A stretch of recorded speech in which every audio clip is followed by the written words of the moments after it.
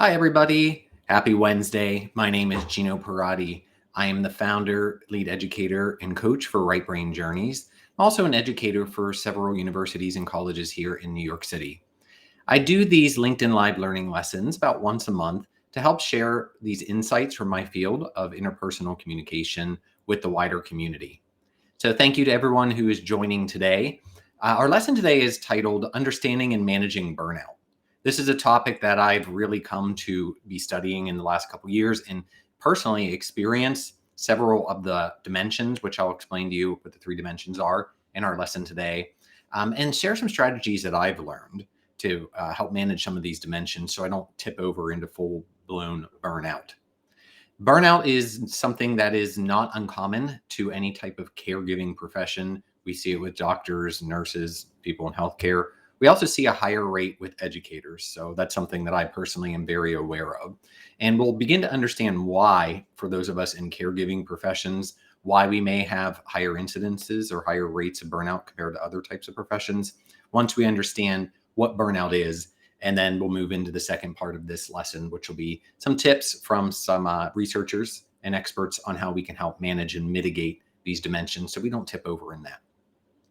So the format for today, if you've joined before, you're aware of these. These lessons are around 20 minutes, 20 to 30 minutes. It's about 20 minutes worth of a lesson, and then it's about 10 minutes worth of Q&A. Feel free to type in the chat at any point. I will save some of those questions potentially for the end during the official Q&A. But as the chat comes up, if there are questions that are relevant in the moment, I'll go ahead and answer those right then and there. Feel free to also tell us where you are joining from today. I am joining from my home studio here in New York City. So I want to start by introducing this topic by saying that the information that I'm going to present are from two books. So I will introduce you to those books. And this is also a larger or smaller introduction to the larger topic of my June newsletter, which will go out on Friday, June 2nd here on LinkedIn. So if you're not already subscribed to Conscious Communication, which is the name of my newsletter, I encourage you to do that. They come out about once a month as well towards the first week of the month. The topic for the June newsletter is a larger one than the lesson today. The lesson today is more zoomed in. But the topic for the June newsletter will be, hi, welcome from Florida. Glad you're joining. The topic from today will be on managing and understanding burnout. But the June newsletter will be offering several more great books that I've been reading throughout the year to help us really understand human insights, human behavior. So the two books I'm going to introduce to you today, the first one here is The Burnout Challenge by Dr. Christina Masloch and Michael P. Leiter. The Burnout Challenge. We'll start with this one. And then we'll move into the second book, which is called Sensitive, The Hidden Power of the highly sensitive person in a loud, too fast, too much world. And this is by Jen Grenneman and Andre Solo. But we'll start out with the Burnout Challenge. We're going to begin with the definition then so that we can fully understand what is burnout. So this is coming from page 5 of the Burnout Challenge. By the way, you'll see me looking down here at my iPad. Since I am a public speaking coach, is one of the things that I do.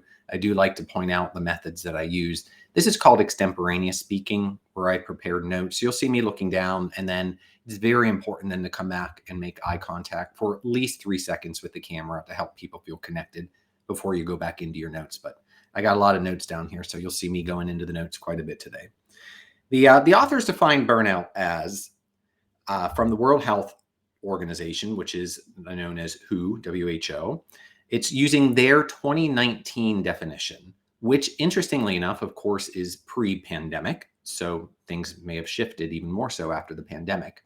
But the World Health Organization recognized in 2019 burnout as a legitimate occupational phenomenon that could negatively impact a worker's experience in the workplace. So prior to the pandemic, this had legitimacy already. Here's the World Health Organization definition. Burnout is a syndrome conceptualized as resulting from chronic workplace stress that has not been managed successfully. And it's characterized by 3 dimensions. So these are the 3 dimensions that we'll get into in detail today. It's going to be first characterized by feelings of energy depletion or exhaustion. I personally can relate to that one. The second one is increased mental distance, from one's job, or a feeling of negativism or cynicism related to one's job. And then the third aspect to the World Health Organization's definition of burnout is reduced professional efficacy. We'll dive into these deeper so you'll get a more complete understanding. But if you're not familiar with that word efficacy, I know I wasn't before I got into my field. Efficacy just means your confidence in your ability to successfully complete something. So your skill level. So the last dimension is when you have a reduced sense of personal efficacy. You don't think you can do it successfully. So burnout, interestingly enough, they talk about in the book, The Burnout Challenge, happens when all three of these dimensions show up. So if you're just experiencing one of these, that's not saying that you have burnout. It just means you may be exhausted, you may be cynical, or you may not feel like you have any personal efficacy. But it's not full-fledged burnout until all three of these dimensions show up. So that's an important takeaway. And the next step to that important takeaway is that if you do have one of these showing up, perhaps it's exhaustion, and then you have a second one showing up, you don't feel that you can confidently do this, now that's a warning sign because you only have one more to go, which would be cynicism, before you're actually experiencing this workplace syndrome known as burnout. So burnout is a result, again, of all three showing up at the same time. And here's a little bit more definition for each of these dimensions. First, exhaustion. This is when people feel overwhelmed by work demands, drained and depleted of necessary resources.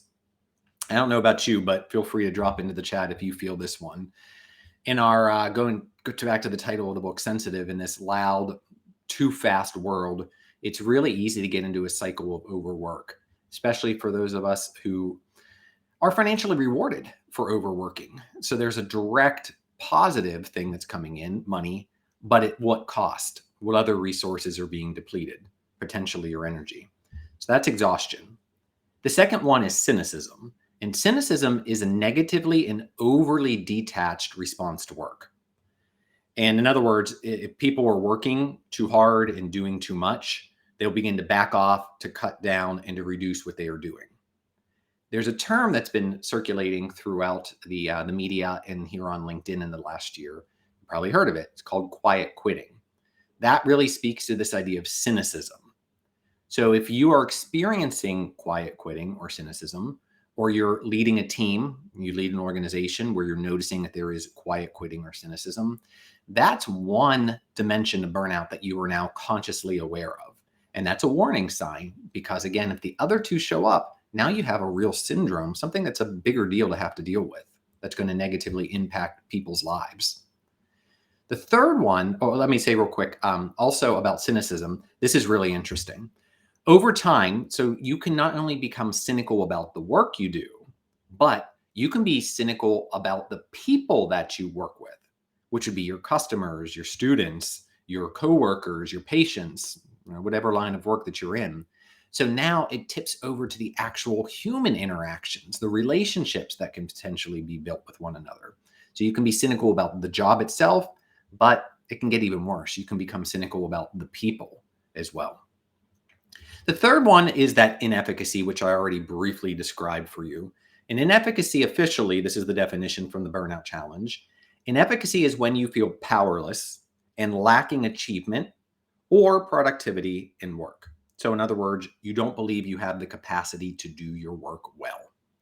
And again, burnout is experienced when all three of these dimensions show up.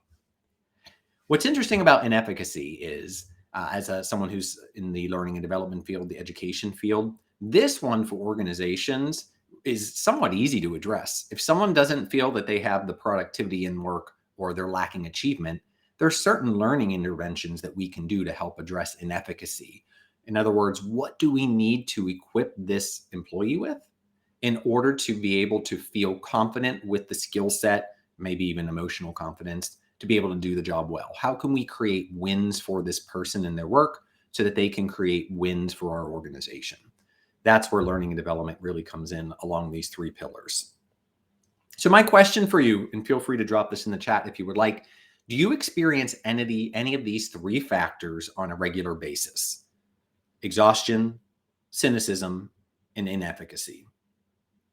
Take a moment to speak to the first one for me. Thankfully, I don't really experience in my work cynicism. I largely enjoy working with people. I would categorize myself as a people person. In efficacy, nah, not at this point. I've been doing this for about over 15 years now, so I'm very confident in the skill sets that I have. For me, it's really that first dimension. It's exhaustion. Since I find a lot of joy in the work that I do, it's really easy for me to overwork. And again, if we're receiving financial rewards for that or social rewards, we get social recognition for the overwork, that can become somewhat of a chronic condition where you are motivating yourself to continue to overwork, but then you're exhausting yourself, which obviously is not a good thing. And it's potentially contributing to what could become burnout if those other two dimensions show up. So think about which of these three dimensions, if any, that you experience on a regular basis, and ask yourself the question, why and how can I reduce that so that I'm not suffering in any way? The book, The Burnout Challenge, also interestingly points out a lot of so-called solutions, and we put that in quotes, for burnout because they're addressing only one side of the coin. So a lot of the solutions that are being offered are focusing more on making the person who's experiencing burnout, making them more resilient to the environment that's stressful in causing the burnout. I'll go back to that comment in just a moment. So what's interesting about this is they're using the metaphor of a canary in a coal mine. So for those of you who may not be familiar with what a canary has to do with a coal mines can fill up with toxic gas. And they can be filling up over time so that the lower levels are not impacting the miners, the humans working in there. But they can build quickly to such a toxic level for humans that then there isn't time to escape. And obviously the miners can to suffer and potentially die. So the miners would bring canaries in cages into the coal mine. And that's because the canary is much more sensitive to the toxic gas than humans. So that if your canary dies in the cage, that's the warning to the humans that they need to get out of that mine because it's filling up with toxic gas. So get out, humans, while you can. So the interventions that the book is talking about are largely going after the canary. It's going after the more sensitive employees. So the employees who are more sensitive are experiencing these symptoms of burnout sooner, which in a way, those sensitive employees then for organizations are acting like the canaries. There's a lot of value in that. So if you see people burning out early on, that's the sign that there isn't necessarily something wrong with the person. There's something wrong with the environment that's creating the stress that tipped this more sensitive person over to burnout. And if you don't address those issues in the workplace, then even your more robust workers, which would be the miners in our canary scenario, even the miners or the more robust workers then could be subject to burnout and you're having some serious issues. So check out this book to learn more about the solutions that they propose. And as a note, they devote an entire chapter to values. And let me talk about this just a moment. This is a quote on page 156. So when there's a mismatch in moral values between the worker in the workplace, it can be one of the most critical factors in a person's experience of burnout. And if you've been following me on LinkedIn at all, you know I talk all the time about the importance of values. So they connect this sense of values match with an organization as a key component to burnout and preventing burnout. If you don't know what your core values are, I have 2 exercises I'd be happy to share with you. Feel free to connect with me here on LinkedIn. One is a more scientifically validated survey. It takes about 10 minutes to complete. Both of these are free, and it'll give you a printout of what your values are. Or if you're a more qualitative person where you like to explore and talk to yourself more, so qualitative is more about having conversations with yourself. There's a 3-step exercise where you look at a list of potential values and then you help narrow it down so you get an idea of what your top values are. But those will be important for you to be able to empower yourself to understand what your values are so that you can do your part in trying to get a match with the workplace. Before I move on to our second book, Sensitive, let me take a look here in the comments. Currently, I'm not experiencing these components. Good, I'm happy to hear that. But I can easily slide into exhaustion when I hold myself to high standards. Yeah, absolutely. So the exhaustion piece, the cynicism piece, the inefficacy piece, definitely exhaustion. I would say, though, holding ourselves to high standards, and I also have that for myself. I think that can also be in the third one, inefficacy.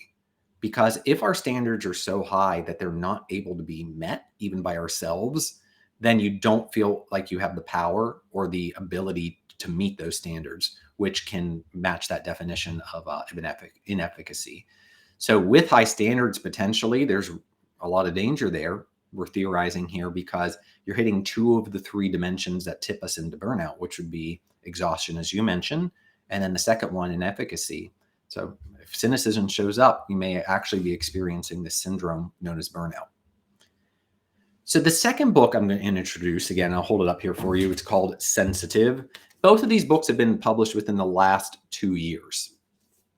So pretty relevant and timely information. I'm connecting these two books because as I've read them, I'm able to start making these, seeing how basically the information overlaps with one another. And I've already mentioned from the Burnout Challenge, the idea of the canary in the coal mine and the canary being sensitive, because it's more sensitive to the toxic gas than humans. So this book is now talking about sensitive people because we use that metaphor of the sensitive canary, saying that those people in your organization who are the first to experience burnout may be like the canaries. They're just more sensitive.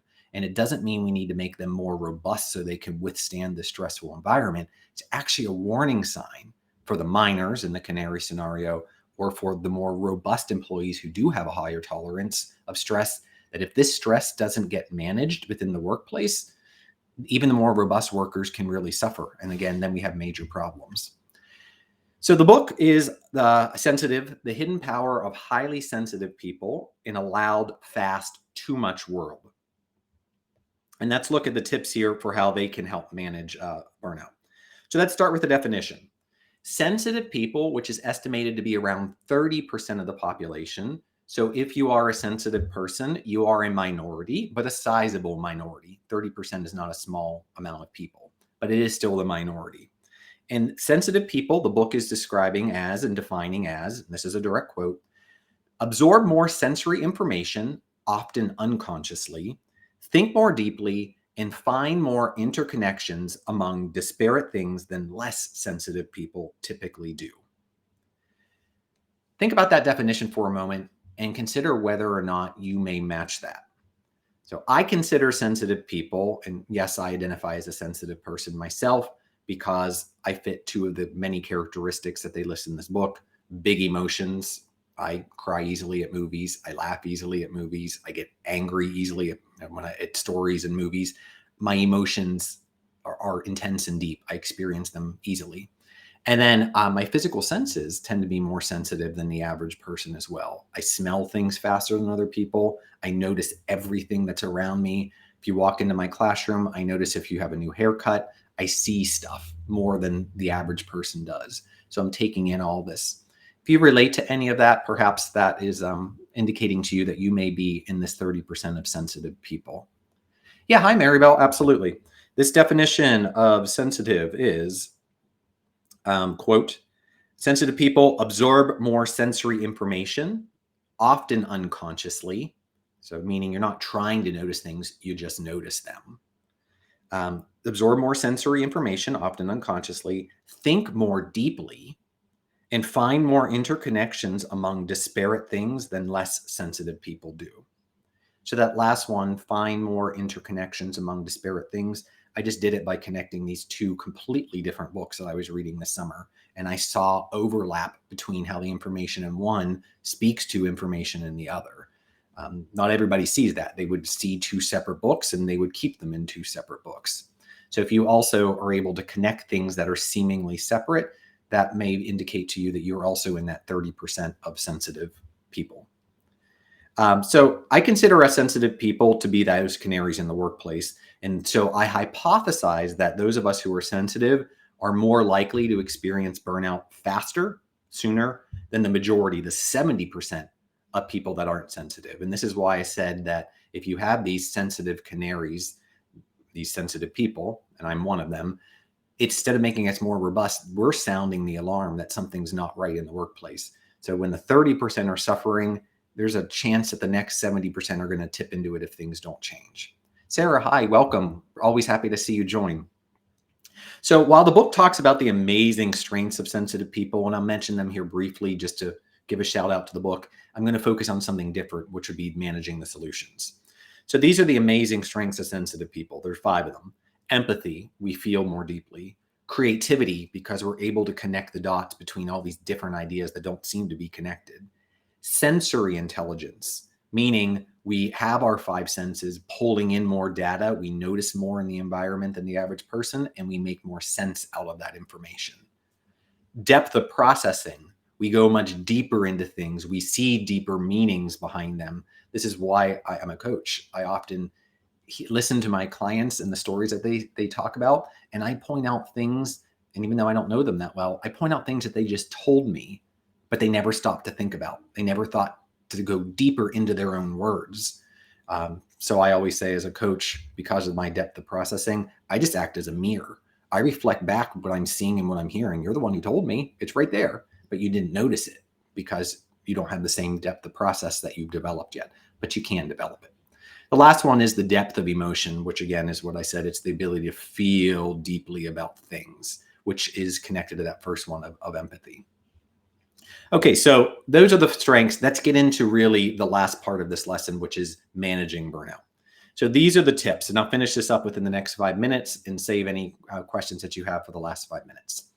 These are the ways that the book offers to manage the downsides of this superpower of sensitivity and avoid potentially the overload of exhaustion, that first dimension of burnout. Because if we're pulling in all this data, I live in New York City, there are so many sights and sounds and smells. And I was trying to have a phone conversation with a potential guest speaker in one of my classes in the park yesterday. And I don't know what was going on, but there were so many sirens, way more than usual. There were dogs barking and people walking by. It's really hard for me to shut all that stuff out. I kind of notice it all. So that can quickly lead to overload, which would eventually tip into exhaustion. So here's the first tip. We've got 1, 2, 3, 4, 5, 6 tips here. These tips are actually specifically coming from an article from the Greater Good Science Center with the authors of this book, Sensitive. First is look for early warning signs of overstimulation. So what might those look like? They're saying it's restlessness, irritation, or a desire to shut out all sensory information. I always cover my ears in New York when the sirens go by. It just is a good way for me to protect my hearing, number one, but also not to get so anxious feeling from all of that noise. It impacts me. I don't like it. I avoid clubs. I avoid loud bars. I have no interest in being around large crowds. Anything that's loud, don't want to do it. So those are, I've learned through the years that sound overstimulation for me is a really negative thing. Visually, I can handle a lot. I love going to the museum. So I love going somewhere where it's quiet, but I have a million different things to look at. That energizes me. So avoid overstimulation, but then I would add, recognize what type of sensory information overloads you versus stimulates you. For me, sound is overloading. Visual stimulation is very good. It's very energizing. 2, take a break from whatever's causing the overstimulation. For me, it's closing my ears. You can close the door. You can take a walk. You can let someone know that you need to pause a conversation. Just shutting out the stimulation, according to the authors of this book, can help you recharge before you re-enter that situation. Something we do as teachers, or at least I do as a teacher, I always take at least 5 minutes between my classes where I'm not talking to anybody, because I often talk for 3, 4, 5, 6 hours in a row in class. So during my breaks, students always want to come up and ask questions, and I do allow a time for that. But then I also carve out at least 5 minutes where I'm not talking to anybody. And that's my taking a break from overstimulation so that I have the energy to go back into the class and continue to teach at a high level. The third one, give yourself calming sensory input. So if you can't escape it, which was step 2, try interrupting the stress response in your body by doing something physically soothing. It might be rubbing the palm of your hands. Maybe it's rubbing your thumb. For some people, maybe touching your hair. So good sensory input can be calming. But there is a caveat to this one that they don't talk about in the book. And this comes from public speaking. We actually call this self-touching soothing behavior self-adapters. And when you're doing these in front of an audience, if you're speaking, it's a very negative thing because they don't enhance the message and they can actually detract. So if you're playing with your hair while you're speaking, it might be making you feel really good and calm, making you feel less anxious, but it can actually be making your audience feel more anxious. So double-edged sword there. Try to do those calming things in private or do it in a way that people aren't really noticing. Move your head less. This one was really interesting. I did not know about this, so I learned this from the book. If you move your head a lot, your brain works harder. I guess it makes sense. You're taking in more information as you look side to side. So your senses become more heightened when you move your head a lot. That can add to overstimulation. So they're suggesting, for example, if you're going to out to eat at a party and you're sitting at a large table, try to sit at the head of the table. That way you're looking straight ahead as you talk to everybody on both sides. Where if you sit on the side in the middle, you're going to have to constantly move your head back and forth, which they're saying can lead to overstimulation. 5, this is something I help clients with all the time in coaching. Set healthy boundaries. This is a direct quote. Chronic overstimulation often occurs because our boundaries have holes. That is, places where we haven't set or communicated a clear limit. So learn how to say no to certain requests, ones that are not essential, ones that aren't your responsibility, more often so that you can avoid taking on too much. And then the last one, this becomes a challenge for all of us in a culture that rewards overwork. Make time to laugh and play. As the authors say, this is a quote again, you can't laugh at something funny and feel overwhelmed by it at the same time. So the energy of laughter is literally transformative. It takes a more negative energy, something like stress or sadness, and it immediately lightens it and brings it to a much higher vibration of energy. We feel better, basically. So if we can laugh and play, it's a good thing. When we're playing, feeling playful, it could be singing in the shower, skipping. This is what they're saying. Put on a silly puppet show, basically cultivating that childlike sense of wonder and play. It's all good for us. Let me know if any of these tips from Sensitive, the book, resonated with you. Feel free to put that in the chat. I'll look for any questions. I'm also going to talk a little bit about what I've got coming up here with the summer and tell you some things that I've decided to do, some boundaries as an educator that I'm going to put around and allow myself to enjoy for the summer. The first one is recapping. What did we do? We covered 2 books, The Burnout Challenge, Managing People's Relationships to Their Jobs, with their jobs. That's this one, The Burnout Challenge. The second one is Sensitive, the hidden power of the highly sensitive person in a loud, fast, too much world. I presented the World Health Organization's definition for burnout, which is a syndrome conceptualized as resulting from chronic workplace stress that has not been successfully managed. It is characterized by 3 dimensions: exhaustion, cynicism, inefficacy. Burnout happens when all 3 of these dimensions show up at the same time. Many so-called solutions for burnout focus on fixing the person, or the canary in our metaphor, instead of fixing the environment, or the mine in our metaphor. We learned that about 30% of the population are actually sensitive, and that sensitive people absorb more sensory information, think more deeply, and find more interconnections amongst things.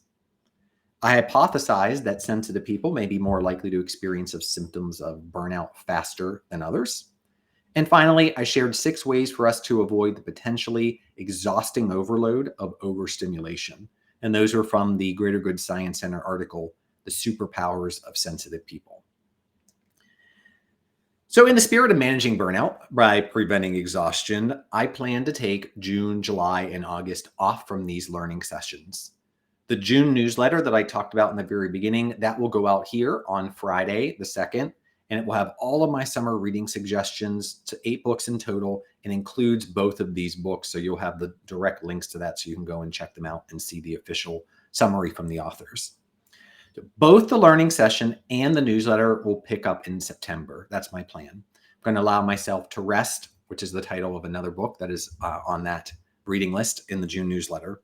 But I'm also going to be teaching. I've created a graduate seminar, graduate intensive workshop seminar for the first 5 weeks, and I'll be teaching that called Executive Presence. And in that, we're going to be looking at developing professional speaking skills, both in person and virtually, and gaining executive presence, as well as assessing our career journeys. We'll identify a personal brand, we'll build a strategy, We create verbal and nonverbal tools to communicate the brand, and we practice those common forms of professional public speaking, both as individuals and as groups. And one of the key components is learning how to give and receive constructive feedback. So we'll learn what that actually is. So if you're a graduate student at Baruch College or another CUNY school, I invite you to join me in June and early July for that course. It's hybrid. And then, of course, if you're not a graduate student and already a workplace professional, and this sounds like a workshop that you'd really like to bring to your organization or take for yourself, reach out to me here on LinkedIn and we'll talk about ways that we can make that happen, where we can bring this type of workshop to you. For the rest of the summer, this is my hopefully inspiration for you as well to do this in the way that you can. I'll be getting out of my head and into the world, which leads me to another book that I read, which is on that list. And that book is called Life in Five Senses: How Exploring the Senses Got Me Out of My Head and Into the World. This was just published by a New York resident named Gretchen Rubin. She just published it spring of 2023. For my other fellow academics, we spend a lot of time living our life in our head. We think for our jobs and we think a lot. But we're also humans, which means our bodies are more than just vehicles and transportation for our brains to get us from one class to the next, where it's more than just a container. So personally, I'm going to be taking time this summer where when we were like children, just to be able to play and give my body the time it deserves and give my brain the rest that it deserves. The book supports this, and I'm almost done. If you bear with me about 2 minutes here. This is a quote from the inside jacket cover of Gretchen Rubin's book, Life in Five Senses. The profound power of tuning into the physical world presents our five senses as a path to a happier, more mindful life. So I'm going to slow down this summer and do what's called savoring. Savoring is an emotion regulation strategy that I've talked about before on some of my posts, where it focuses on the positive and it can result in an emotion uplift. Basically, it's a way to slow down. Savoring is a way to slow down and take in positive emotions and experience. Think about when you take a bite of something delicious. You don't just hurry up and swallow it. You savor it. You notice the layers of flavors that are there. You appreciate it as you're chewing. That technique comes from yet another book that is in that June newsletter called Surviving Teacher Burnout, published in 2022 by Dr. Amy Ava. And I really just want to appreciate and savor what Gretchen Rubin calls the vital sensations of my life. And after all, when I do that core value exercise, enjoyment is one of my top personal core values. So it's time to actually practice what I preach and enjoy.